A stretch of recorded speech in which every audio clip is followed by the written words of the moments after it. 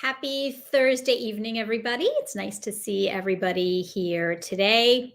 I'm excited to be here for another live Q&A. These are becoming somewhat popular, and I hope that we have some new members here tonight to join us, and as well as, some of our regulars who attend every week. So for those of you who don't know me, if you are new to our group, if you are new to Med Edits, my name is Dr. Jessica Freedman. I am the chair and founder of Med Edits Medical Admissions. I am an emergency physician, and I have been involved in medical admissions at every level of medical education for my entire career. This started when I myself was a medical student, and continued to my role, when I was in residency, and then, during my first attending job, my first faculty job as an emergency physician at the Icahn School of Medicine at Mount Sinai.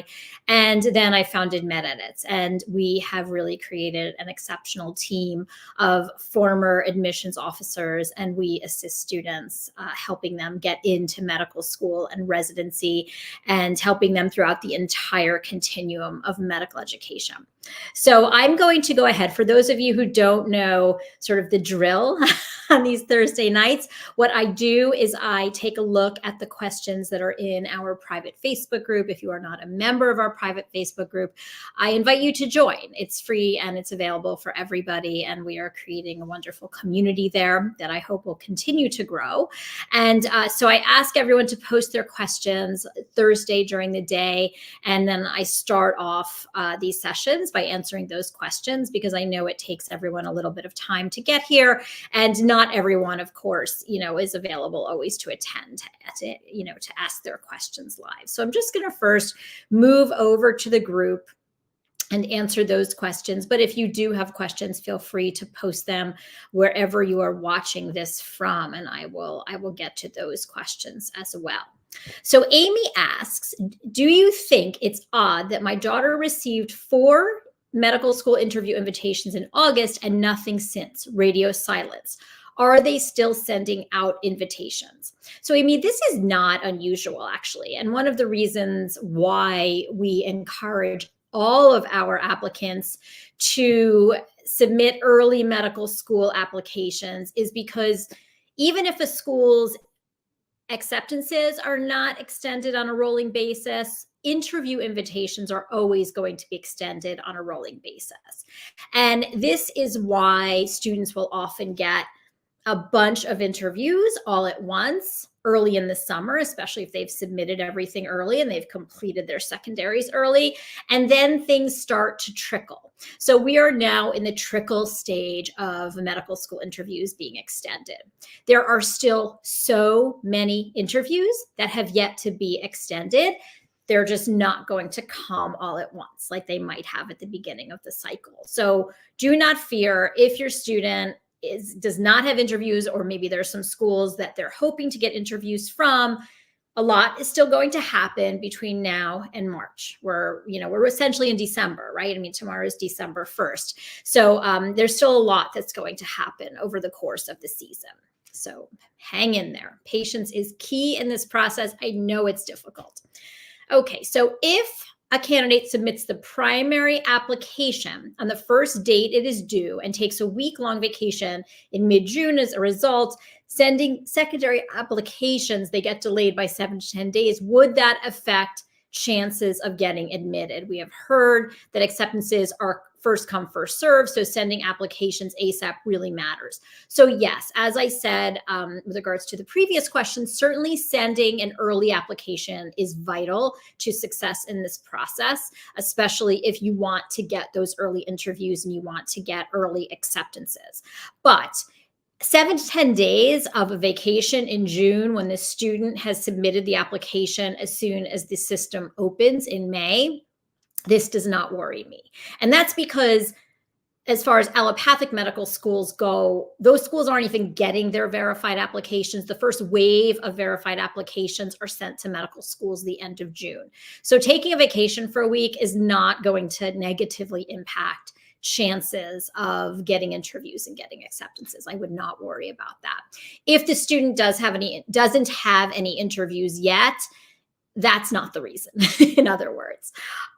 Okay, Ronald asks, our daughter is finishing her first semester at Ole Miss and as a pre-med, and she'll be coming home for a long Christmas break for 6 weeks. She has an opportunity to shadow either an orthopedic surgeon or a family physician. Is it not too early for her to start shadowing? Ronald, is definitely not too early for her to start shadowing. If she's pre-med, if she knows she wants to be applying to medical school, getting in as much experience as possible to demonstrate her interest in medicine, to learn as much as she possibly can about different specialties in medicine, that's going to help her. So certainly if she has the energy, assuming she doesn't need a break, completely over her vacation, definitely shadowing, one or both of those physicians over her break would certainly be a good idea.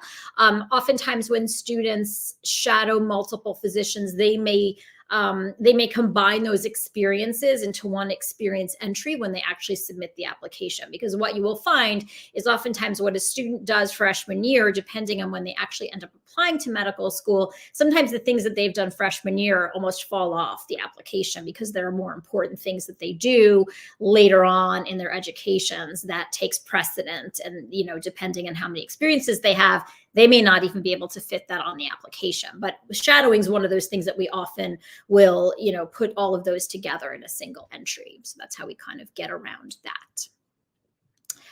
Okay, daughter's in her senior year as a pre-med, and do you recommend as a plan for taking the MCAT full-length practice test? She says it is a struggle to complete a test in the 7-hour block. She took a diagnostic and has done the content review and practice questions, but struggles to complete practice tests in the 7-hour block of time.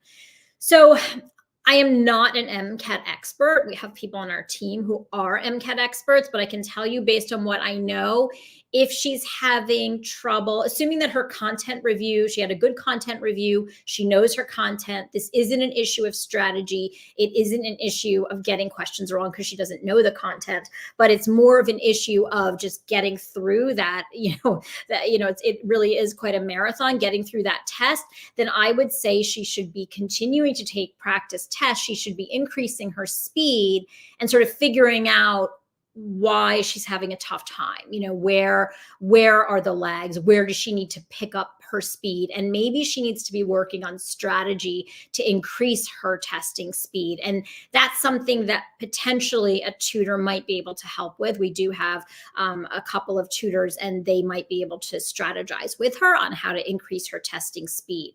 But if she's already taken a course, she's gone through all her content review, now we really need to be working on testing strategy. That's what it sounds like to me. Okay, Tara says, hello, my son joined a biomedical engineering project team his first semester in college. They identify medical problems and build novel medical tools and enter their prototype into competitions. Would this count as research since he reviewed prior scientific innovations and created a new product in his lab? So it sounds to me like this would count as research, whether a research experience that you are doing in college for credit counts as an extracurricular activity will really depend on what you are doing and if that research experience is part of a class. So for example, like let's say you're taking, general chemistry or molecular biology and there's a lab associated with that class, that is not considered then an extracurricular activity. But if you're doing independent research or working as part of a team, even if you're getting credit for that experience, that certainly is something that can be included on the application itself. This is all about being honest and writing about the experience in a true way. So not sort of making it into something it's not, but certainly, Tara, this sounds like something that can be included in the application, and we would want to sort of know more about what the experience is, and then we could guide him in terms of how to write about that experience. Okay, so if you have any questions, go ahead and post them. Okay, so Tara, I see that you just posted that question again, so I think I got that. Hi, Jashan. It's nice to see you. Thank you for the hellos. Okay, let's go here. So as the AMC practice exams are the best ringer of performance, I think you mean predictor of performance on the actual MCAT. So the AMC practice tests are most definitely going to be the closest predictor of how the student is going to do on the MCAT, the actual MCAT exam itself. And this is why we recommend saving the actual AMC tests until the student has gone through all of their content review. If you're doing a diagnostic test before you've started your content review, we either want you doing, a for-profit practice test, or you can also do the diagnostic test, the shorter test that the AMC provides. But certainly the AMC, the actual exams put out by the AMC are going to be the truest representation of the actual test itself. There definitely are going to be some good replicas of that, that aren't actual tests, but, that have been tested, so to speak, on multiple students. So when you're looking for practice tests, we advise you to go with the practice test from the company that has been around the longest and is a known and proven entity, just because there are many different MCAT prep providers out there. I can tell you that the test writers, the question writers are not all necessarily all that experienced. And so you just want to make sure that if you're using, a for-profit company's practice test, you want to make sure that a lot of people have taken that test and that it really represents the true exam. Okay. Okay, so does the prestigious name of the school make a difference when applying for internships and residency? So the status or the prestige of the medical school is not what is going to determine whether or not you can get a residency. Are there going to be some schools that get students into more competitive specialties and more competitive residency programs? Yes, most definitely. Is it going to make it easier to get into that competitive residency program or that competitive specialty from one of these schools that has a very, impressive match list? Absolutely. However, any U.S. allopathic medical school can get you to where you want to go in terms of the specialty you're interested in pursuing and in terms of the program that you want to go to. The residency admissions process is a very, very different process than the medical school admissions process. So it's all about, once you are in medical school, doing the right things so that you then are a very competitive residency applicant. And those things are different than what you're going to do to be a competitive medical school applicant.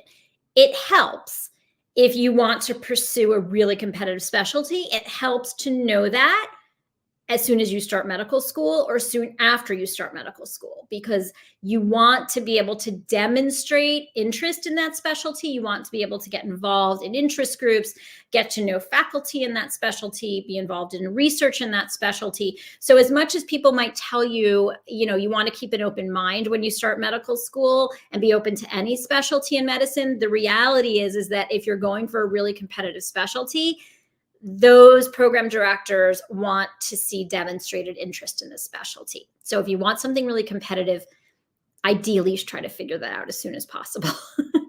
I hope that answers your question. Okay, my son has an MCAT of 519 and only one interview. Does he still have hope? So a 519 is a really high MCAT score. So with that MCAT score, assuming that the GPA matches the MCAT score, assuming the student is competitive in other regards, we would expect that student to have some pretty terrific results. So if he has only one interview, I would want to know, well, was he a traditional applicant? Did he apply at the end of junior year? And does he not have a lot of experience? And is that part of the reason? There's probably a reason if he has those metrics at that level, why he only has one interview. Did he apply late? That's another, question right off the bat that we'd want to ask him. But I can tell you that certainly there is still hope that he's going to be getting more medical school interviews. We are, practically at December 1st, and I promise you there are more interviews that are going to be extended. Absolutely. So just, be patient. This is a hard time of year, especially for students who maybe have a single interview or they have no interviews and they have no acceptances. So it's really important to just sort of, stay positive, keep achieving, right? So what you achieve during this year, that can help you in the medical school admissions process, not only next year, if that becomes, if you have to end up reapplying, but it can also help you this year. So don't, when you submit your application, don't sort of have the attitude, I'm done. You want to keep working and you want to keep, building your experiences over the course of the medical school application year itself. Can a student take 3 weeks off in August? Yeah, most definitely a student can take 3 weeks off in August. However, there's always a however. There's rarely, just a complete, a black and white yes or no answer to anything. However, let's say the student is finishing up their junior year of college and they are applying as a traditional applicant, so they aren't taking a gap year. For that student, I might have a bit more of a difficult time saying that taking 3 weeks off in August is a smart idea, because what they do that summer is going to be really important in their medical school admissions process. For the student who, let's say, is taking a gap year or more, taking 3 weeks off in August is going to be less of an issue. And certainly we have many students who, let's say, graduate in May or June, they're taking a gap year and they're doing something very valuable during their gap year, but they definitely are taking a break over the summer. Number one, to work on secondary essays, but number two, to travel, to see family, to celebrate their graduation from college, and to take a break, honestly. So it depends, but certainly we have many students who successfully take some time off over the summer and get into medical school. Okay, Michael asks, how many hours of shadowing are recommended? Again, not a black and white answer to this question. We don't like saying you need this absolute number of hours, okay? Because let's say a student is, as an undergraduate, working as an EMT, or they're working as a scribe, or they're working as a CNA, a certified nursing assistant. That student really doesn't need many shadowing hours, because they have a lot of clinical hours. So, it used to be that students collected, literally hundreds of shadowing hours. Those days are over. Shadowing is important with regards to learning about different specialties in medicine, learning about, teamwork, learning about, how people in hospitals work as teams, learning about the different settings in clinical medicine, learning about all of these nuances as they relate to medical care. But we don't want you collecting hundreds and hundreds of hours of shadowing, because shadowing is a passive activity. And medical school admissions committees over the past several years have moved away from favoring those more passive activities and have moved towards really valuing hands-on experiences more so. So, we have some students, for example, who, let's say, maybe have 25 hours of shadowing, but then we have others who might have a couple hundred. I think for most students, most pre-med students in our experience, even when shadowing was something that was really valued by admissions committees, many students would get bored by shadowing, because, the bottom line is physicians are busy. They often don't have time to teach when they have a shadow student. And so, for the really, the student who really wants to, kind of do something and, kind of get their hands dirty, for a lot of them, shadowing can be kind of boring. It's sort of, you reach a threshold of where, you feel like maybe the learning is declining. And so I always advise students, once you sort of reach that point where you feel like, maybe this isn't the best use of your time, at that point, it's time to move on and to find something else to do. Okay. Does it matter what undergrad student goes to? My in-state college is rated 150 and the other one is 170. It really does not matter where you go to college when it comes to medical school admissions. We work with plenty of students who go to their state schools who get into top medical schools. There are a lot of reasons why students want to go to their state schools. Oftentimes it's finances. Sometimes it's because it allows you to be close to home and there might be something going on at home. And there are also many schools, state schools have great honors programs, and those honors programs can afford amazing opportunities. By the same token, we'll work with students who go to elite colleges and they think that because they've gone to those elite colleges that somehow is going to give them an edge in the medical school admissions process. And it really doesn't. What gives you an edge in the medical school admissions process is what you accomplish as an undergraduate.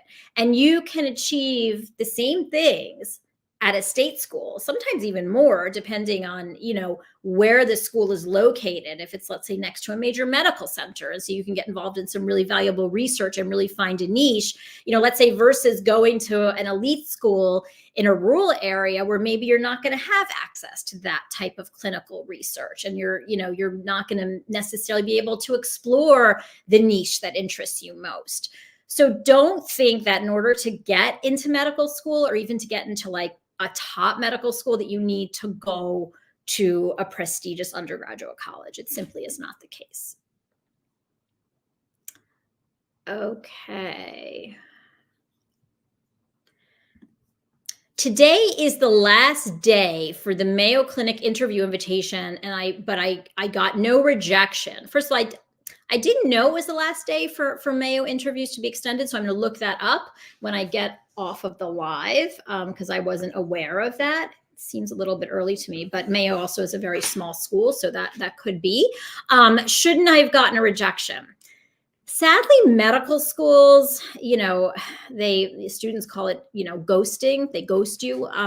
Medical schools have never been very good at sending out rejections. You could call them silent rejections. You can call them whatever you want. But oftentimes when you're not getting an interview at a school, you just don't hear from the medical school. Or you might hear from them at the close of the season, when it sort of becomes obvious that isn't happening.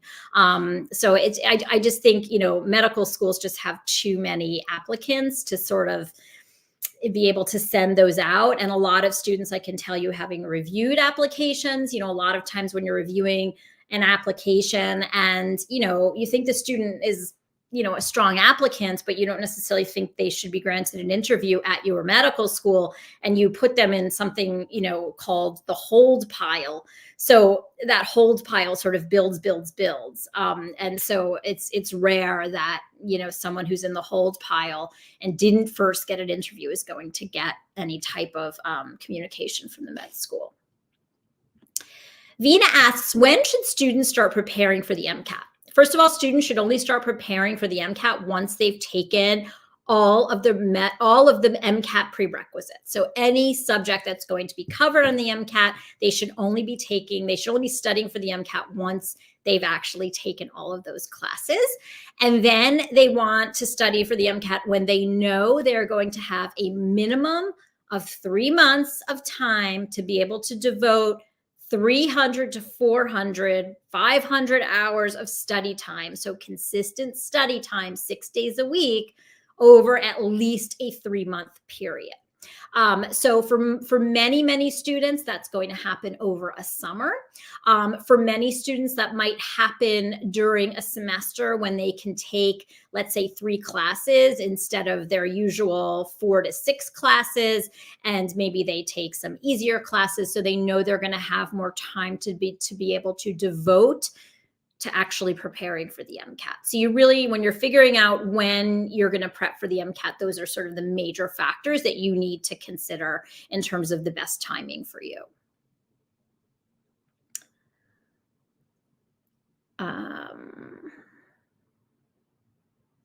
This is an interesting question.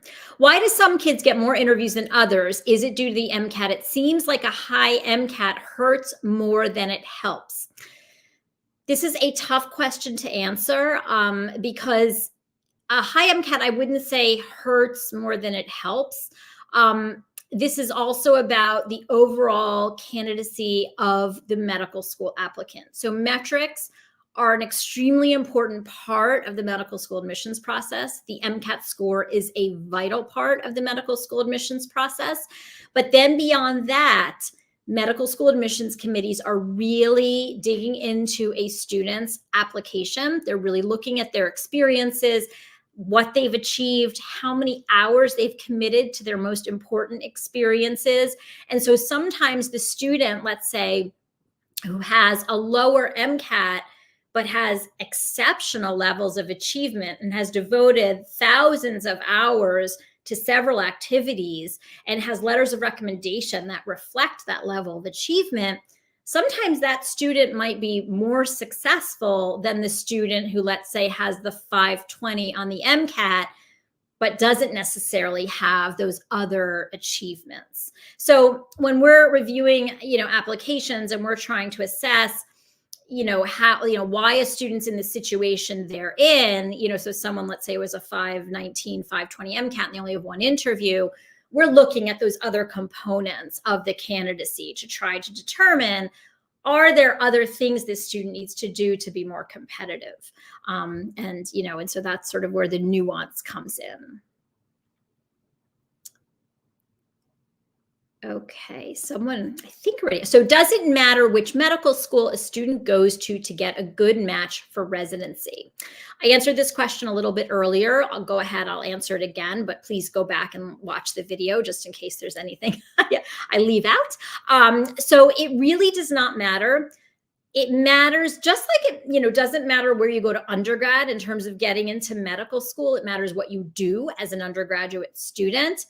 That will determine if you get into medical school, where you get into medical school. By the same token, the same thing is true for residency. Where you go to medical school doesn't really matter. What matters is what you do during medical school, and especially if you want a very competitive specialty, it's really important to get involved in that specialty early on in medical school. Now, the one thing I will say, and I'll differentiate here a little bit between allopathic MD granting schools and osteopathic or DO granting schools, it is going to be more difficult to get certain specialties if you are graduating from an osteopathic medical school. It's also going to be more difficult to get into certain residency programs if you are graduating from an osteopathic medical school. So you have to keep that in mind when you're deciding, where you want to go to medical school, how much time you want to spend to sort of make yourself the most competitive applicant possible.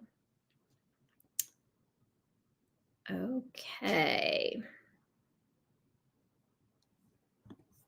All right. How would admissions committees view taking 5 years to finish an undergraduate degree if a student also always takes a full load, but wants to take time to pursue other academic interests, complete a minor? Would that be held against the student who doesn't finish in the traditional 4 years? This would not be held against a student. Medical school admissions committees want students who are intellectually curious, who have a lot of interests. It's especially going to be beneficial if those interests somehow relate to medicine or are going to help you in some way as a physician. Assuming that you're involved in research, you're doing all the right things to become a competitive medical school applicant, this is not going to hurt you at all. It actually could be something that actually helps you to stand out.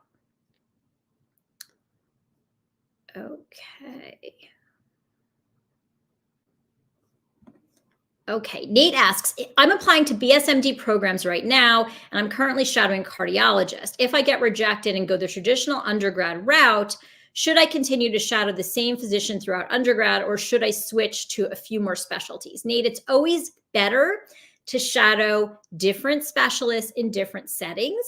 And what you do as, in high school isn't going to count, so to speak, when you're applying to medical school. So it's perfectly fine for you to shadow this cardiologist once you are an undergraduate. But it's also great if you can, shadow other physicians as well. I love this question. What is a good MCAT score? A good MCAT score is the one that is going to allow you and position you to get into, number one, the type of medical school that you want to go to, and and then within that type, what level of medical school do you want to go to? So first of all, when I talk about what type of med school do you want to go to, the average MCAT for osteopathic medical schools is significantly lower. I think it's around 505, 506. Sometimes that data is not so easy to find. It's much lower than the average MCAT for allopathic medical schools, which is 511.9. We round up to 512. So number one, you have to decide what kind of medical school do you want to go to. That's going to help you to determine what a good MCAT score is. Then you have to decide within those two groups, what are the average MCAT scores for matriculants to that medical school. So for example, if you're interested in going to Pritzker, University of Chicago, their average MCAT score, I believe, is like a 518, 519. That's going to be much, much higher than, let's say, you're an in-state resident and you want to go to Mercer in Georgia. All right. So it depends on what your ultimate goal is. Something else to think about is, what is your race and ethnicity? The AMC lists the average MCAT scores for matriculants, for applicants and matriculants based on race and ethnicity, and it differs. So you need to then sort of look at, okay, what are the average MCAT scores and, for my specific race and ethnicity? And so that's going to determine, all those different things are going to determine what a good MCAT score is. A good MCAT score for one person might not be a good MCAT score for another person, in other words. Okay. Jennifer asks, do you recommend the 3+3 year medical school program for a student who wants to pursue pediatrics? Sounds like you stay for residency. Jennifer, I think that you're talking about the NYU Long Island program. If you can confirm that, that would be great. And yeah, there are some caveats to that program that I would need to look into, because I haven't looked into it in a while. We did have one student who was strongly considering that program, and ultimately I think decided against it because it seemed that they needed to stay there for residency. But again, this is a personal decision. If the program that has the 3+3 option has a great residency in pediatrics, then I think that's a terrific option. It all depends on what the student wants. Okay. Jayatika asks, do med schools look at projected hours for research if you are already working in a research capacity but don't have enough hours before applying? Absolutely. So you're putting down on the application now, and this is a relatively new development, which I think is fantastic. You're putting down your projected hours. So for a lot of students, let's say, who are graduating and they're applying during a gap year to medical school, those anticipated hours are really important. So if you're, like, let's say, working full time in a lab where you started working as an undergraduate, and you're going to be getting in, 1,000 hours or even more than that during your gap year, that's really important. And definitely medical schools are looking at that, and they're considering that when they're reviewing applications. It definitely counts, in other words. Okay. Okay, my daughter is a pre-med and has an option to apply early assurance to her university's medical school.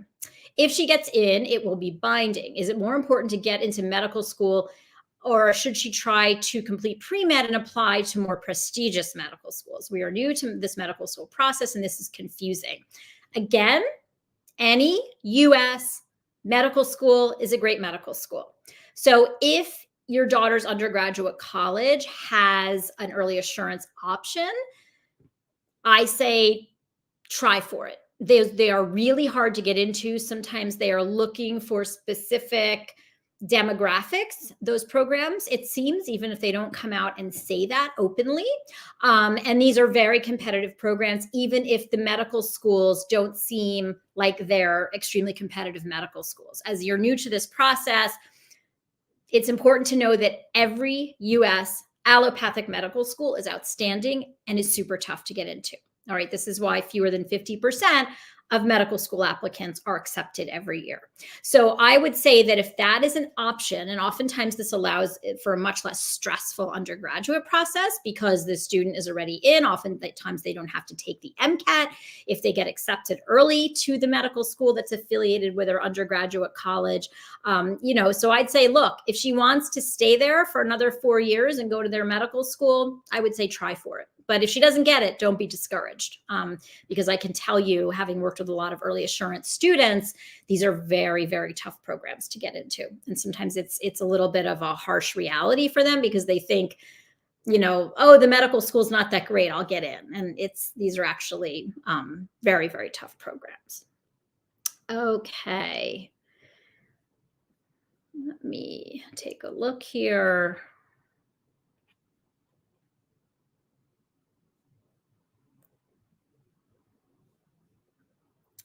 Okay. Will a school let you know if they are not going to give you an interview invite, or do you have to assume so? You pretty much have to assume so. Most medical schools, many medical schools are not going to send you a formal rejection. And if they do send you a formal rejection, it's going to be at the very bitter end of the process. So it's more of an assumption kind of thing, unfortunately. Okay. Does a student's major play a role in medical school application? Which major is best? The best major is the one that interests your student the most. The major really does not impact a student's success in the medical school application process. And in fact, having just reviewed the most recent data, humanities majors, not by a huge margin, but humanities majors actually have the most success in this process. The student should pursue the major that interests them most. Keep in mind, if you major in something other than a science, oftentimes it's going to be a challenge to kind of get in all those medical school prerequisites, all the medical school requirements to fulfill your major requirements, and then to also take some upper level classes, which medical schools like to see. But ultimately, the student should pursue what interests them the most. And they should also, for let's say those students who love science, but they also love other disciplines, keep in mind, this is the last time they're going to be able to potentially formally study those other disciplines. So sometimes that is, they should take advantage of that in college. All right. Nate asks, how much preference do medical schools give to in-state applicants? It depends on the state. It depends on the medical school. So we recommend looking at the medical school admissions requirements database. That's going to tell you what percentage of the class are from in-state and what percentage of in-state applicants are interviewed versus out-of-state applicants that are interviewed. I can tell you that a lot of state medical schools give tremendous preference to in-state applicants. And so that's why, depending on what state you're from, that gives us an idea of how likely it is if you're going to get into medical school. There's some really great states to be from, then there's some tougher states to be from. So, all right. Good questions tonight.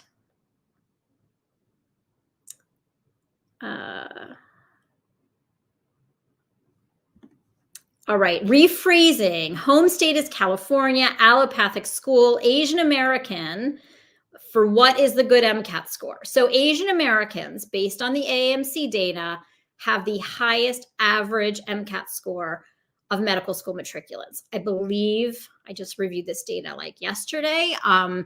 I think it's a 514. It might even be a little bit higher than that. And that's, keep in mind that the overall average for all medical school matriculants is a 512. This is for allopathic medical schools. So certainly the bar is a little bit higher. There's no question. Yeah.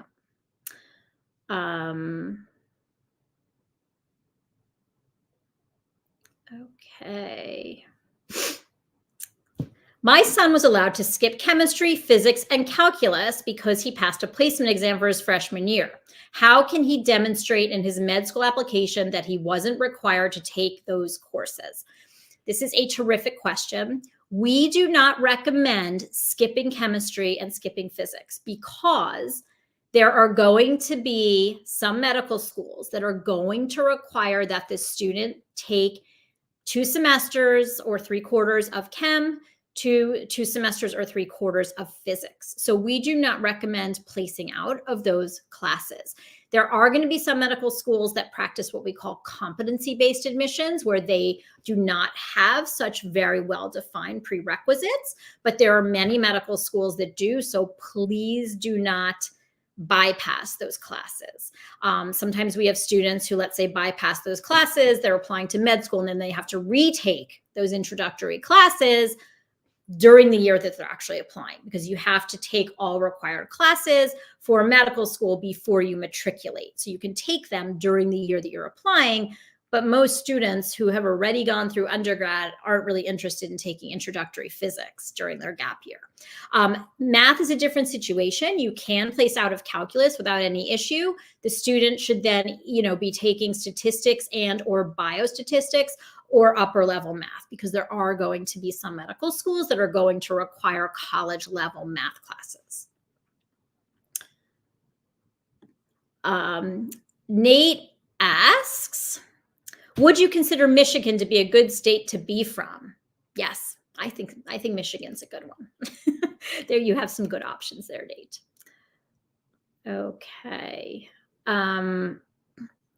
I think this is a follow-up to the question about skipping chemistry and physics, even if he's chemical engineering. Yeah, there are some schools, even if he's chemical engineering, and I realize that he's beyond, right? He's beyond introductory chemistry, introductory physics. What I recommend is that, depending on where you're from, depending on the medical schools that he's specifically interested in, that you at least call a few medical schools that he's interested in, maybe all of the schools in your state, because there are going to be a finite number of them, and you ask them this specific question. I just don't want him to get to the point where he's applying to med school and he finds out, oh my gosh, I needed those classes and now I'm in trouble. So yeah, he's at Princeton. So I get it. The other thing that I would do is I would ask the Princeton pre-health committee this as well. The advisors, they have very good pre-health advising at Princeton. So I would most definitely ask them what they recommend. And I'd ask them, because they certainly have dealt with this before, are they, sometimes there's certain undergraduates who, let's say, have special classes or, that maybe don't exactly match up with the medical school prerequisites. Like, for example, Tufts has an unusual organic chemistry, biochemistry sequence, and all the medical schools know that. So they don't, those students, it's not held against them. So I would definitely speak with the pre-health advisor, and, just for kicks, I would just call a few medical schools in your state and a few medical schools that he's interested in. And I would just ask them and verify that information yourself. Okay, Vina asks, any recommendation of where we should buy MCAT books and which ones to buy?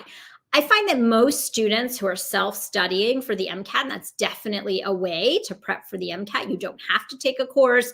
You don't have to hire a tutor. Many, many students that we work with do a great job prepping on their own.